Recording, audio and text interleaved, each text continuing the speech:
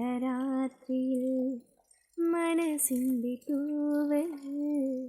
വിരൽ തൊട്ടുണർത്തുന്നതാരേ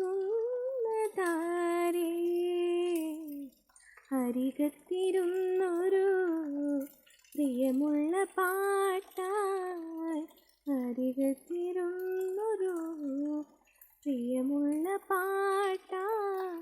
പരിഭവം